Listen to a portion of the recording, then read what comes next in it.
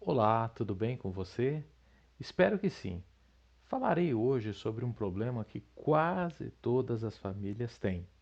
Aquela pessoa que em todas ou quase todas as festas, almoços especiais, eventos, um casamento, um aniversário ou, como eu já citei, né, festas, aí citando de Natal, Ano Novo, Dia das Mães, essa pessoa acaba estragando esses encontros porque arruma um jeitinho de brigar ou de discutir, deixando um clima pesado, onde muitos acabam indo embora mais cedo, outros começam a chorar e até os que acabam se exaltando e também começam a brigar porque estão inconformados com mais uma festa estragada pela mesma pessoa.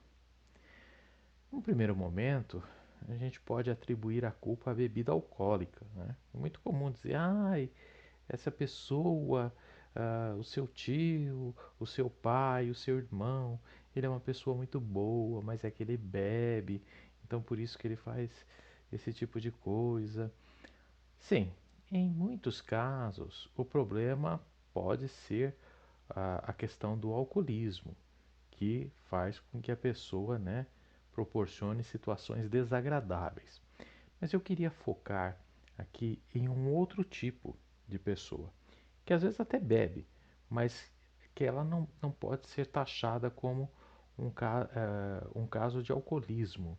Ela bebe eventualmente, né, nessas festas acaba até bebendo, mas não é esse o motivo que a leva a agir assim, tá?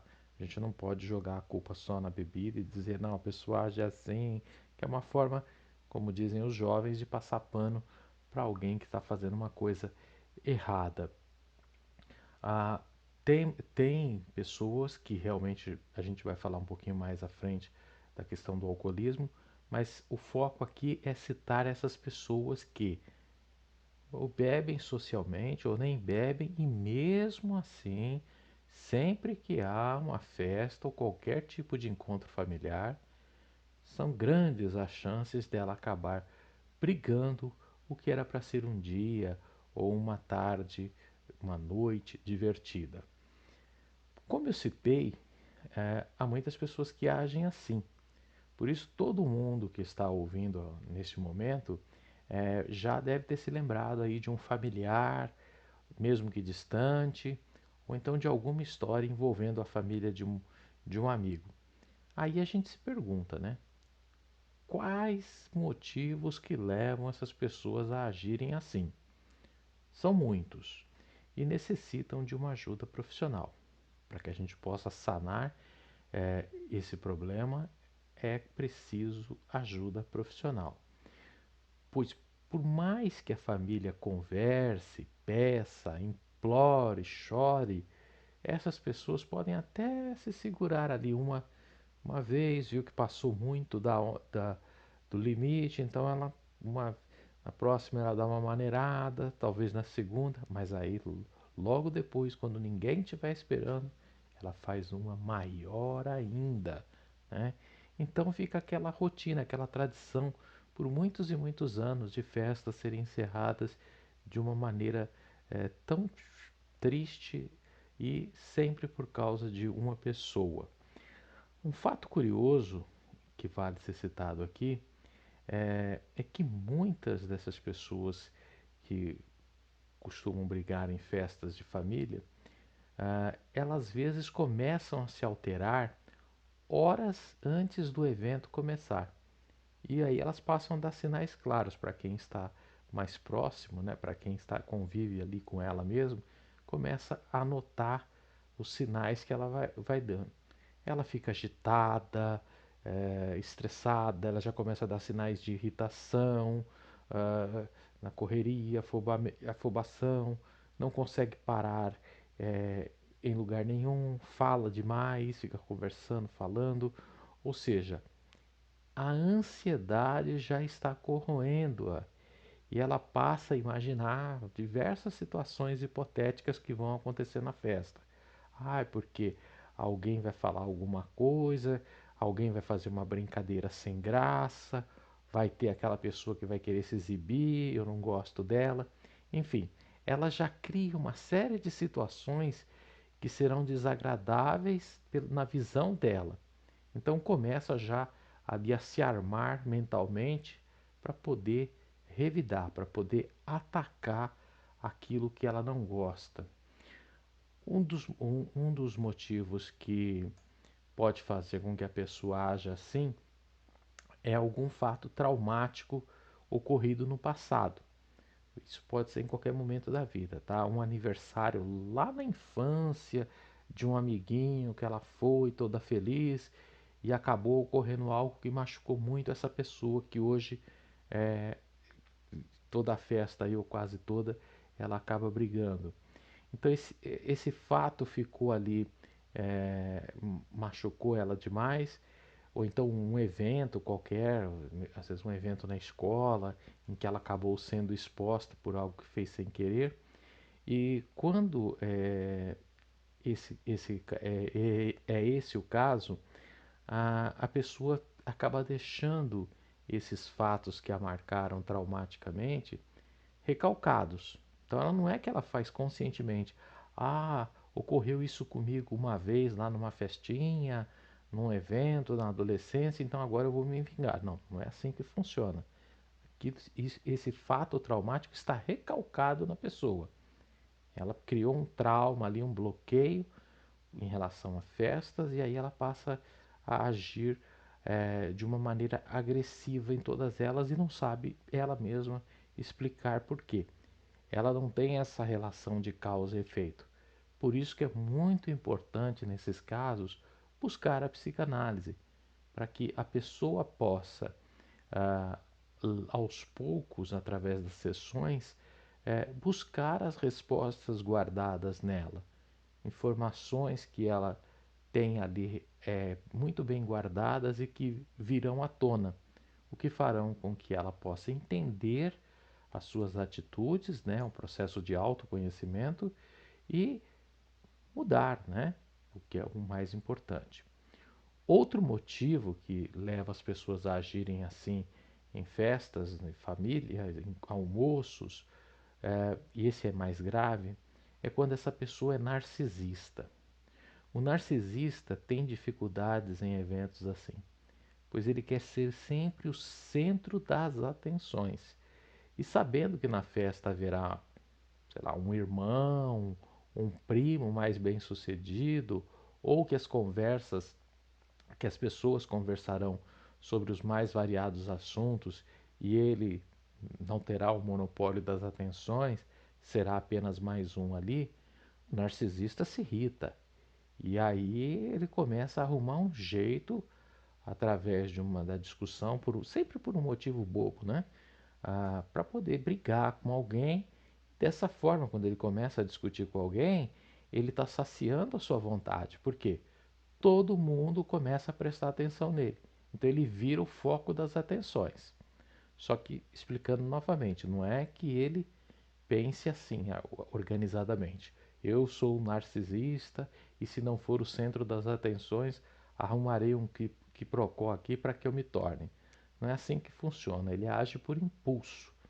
É um caso mais difícil, mas que também merece aí ser trabalhado através da terapia, da psicanálise, ok?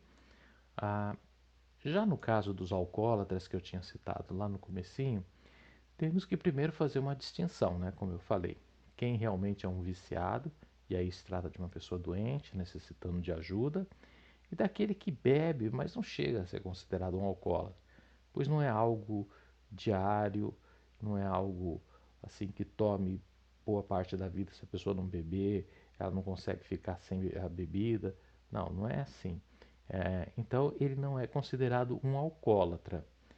No caso do alcoólatra mesmo, o caminho é a família se sentar com ele, numa espécie de intervenção, e tentar conscientizá-lo de que ele deve buscar ajuda para tratar desse seu vício, né?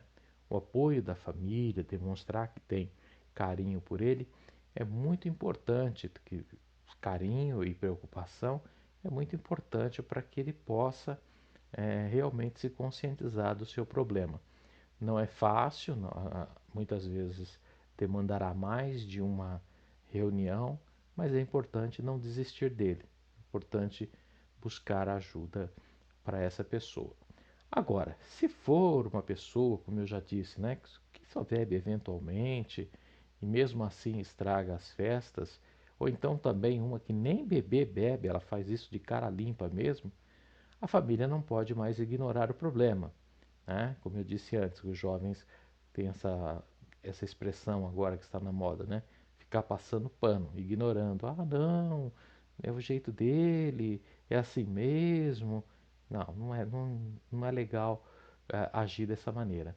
É preciso chamar essa pessoa também para o encontro familiar e explicar que todos estão cansados do comportamento agressivo dele em festas e que gostariam que ele fosse buscar ajuda profissional, né? Com um psicanalista, com um psicólogo. É bem provável que ele não aceite de cara, né? Ele vai achar que ele não tem nada de errado com ele, que a culpa é dos outros, até porque nas brigas em festas a culpa sempre é dos outros, nunca é dele. Mas se todos forem duros e explicarem que ninguém aguenta mais e que, se for necessário, tomarão medidas mais duras, porém justas, talvez ele possa ao menos parar, pensar e dizer: opa, o pessoal aqui já esgotou a paciência comigo. Eu estiquei demais a corda, né? Agora, que medidas duras seriam essas? Olha, é muito triste ter que privar uma pessoa do nosso seio familiar, mesmo que seja lá um tio, um primo um pouco mais distante. Muito triste a gente ter que privar ele de uma festa de fim de ano, dos aniversários, etc. Mas quando essa pessoa tem esse comportamento inadequado, mais triste ainda é permitir que apenas ela tenha o direito, ou seja, tenha um passe livre para estragar vários e vários momentos que eram especiais, né, para a família. A gente pensar ali nos avós, quem tem avós ainda vivos, né, nos pais, nos irmãos. É só essa pessoa poder estragar tudo, né? Fazer com que aquele dia termine em lágrimas, gritos, gente batendo porta, etc. E na próxima vez está tudo bem, ele novamente com passe livre para agir e fazer as mesmas coisas.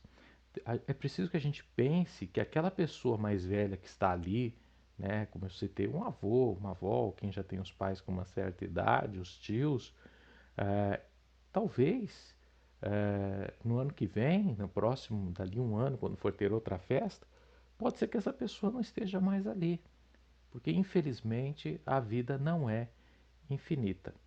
Então a gente tem que refletir: é justo perder a oportunidade de vivenciar e curtir essas pessoas enquanto elas estão aqui, ou deixar, né, que uma pessoa possa estragar quantas vezes ela quiser os eventos e não ter nenhuma consequência?